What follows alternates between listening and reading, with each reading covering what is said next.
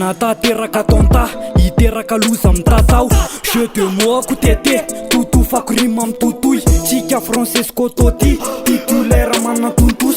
Ikery karoka tuto, ikaratakano totoa. Avokina tsara ny tontolo, atyemboany tete. Tete zikona kitaotany, ny lalam-piainany eto an-tany. Mpifaninana kitoto, le toto mbitana total. Ratsy fanareo teteo, titeny ao ereo titeny. Itetateta itatao, itatasika itatara. Tatero, tetero, itaitaina ry totozy. Titaitaikanina tatazo, mystère boman tatou. Titikrominez titeuf, am vato loha totao. Santenenoso, penosa duro mancheto. Flawless banger toto, Madaghost Production.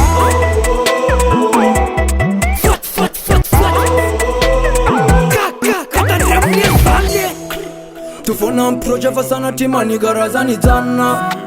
Kiana mandeha fa tsy mampezana natsorala. Azafady aloha fa vitsiny atokisako amin'ny ansaverala.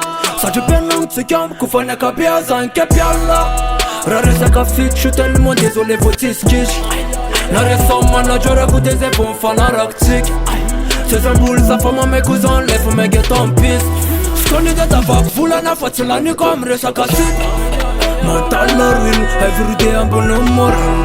Sfuty fara futy efa betsakanina tokanam. Beso zana talofa amizany vadika super fan.